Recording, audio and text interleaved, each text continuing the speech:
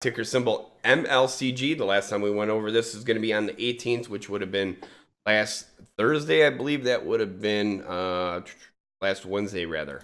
Okay, so let's circle back in here.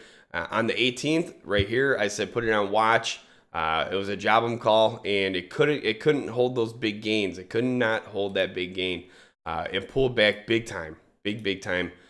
Took back everything that it gained the previous day. And came down, and now you're at a major support line. So congratulations to the person that dropped this into the chat to go over this one. Let's see here. All right, so I put that line in there. I definitely appreciate you bringing this to us, and the reason why I say that is that we look for these down here when they start making those moves back up. You're at a support line at 0009. Not only that, you're at the 10-day simple moving average. Watch for the 0009 to hold. Me personally, I feel that it's reset here. I'm going to be watching for a move off of that, guys. Watch for a move off this 0009. So congratulations. Like I said, thank you very much for bringing this over to us. It was a good timing on that. I'm going to add that note into here right now. 0009. On watch for a bounce off of the 0009. And Joe, what do you got to add? All right, so you said that the last time we went over it was on the 18th. Yeah. This one right here, they had a press release on the 19th. It was ML Capital Group announces preliminary 1 million 2017 sales forecast based on record Q4 sales and pending cannabis business acquisition. So let's see. ML Capital Group announced on January 19th a preliminary 1 million 2017 sales forecast.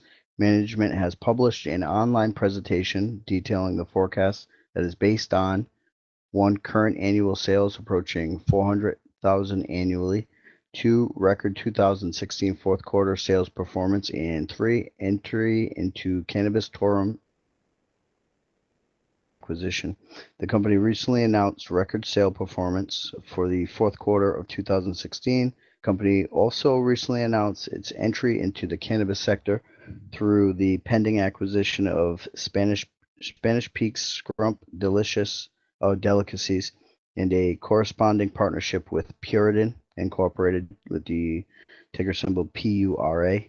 In a presentation published today, on January 19th, published on January 19th, management details a preliminary 1 million 2017 forecast based on its introduction of a cannabis tourism offering on top of the ongoing growth from its existing luxury tourism business.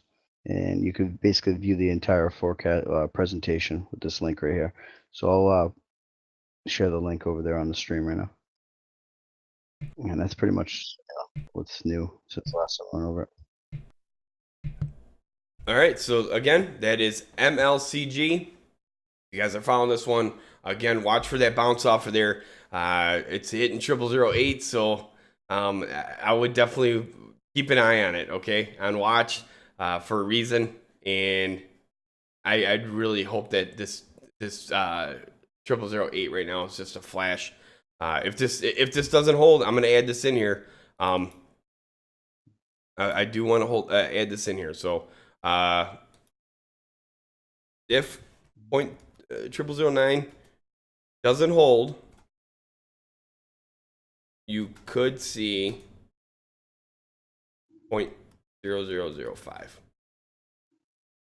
It all comes down to that buying pressure, guys. It really does. And I say that all the time for everybody that follows these videos. I really try to keep the accuracy up as high as I can.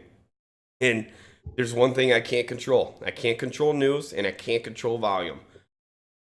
You put those dilution. Or dilution, correct? It says 3.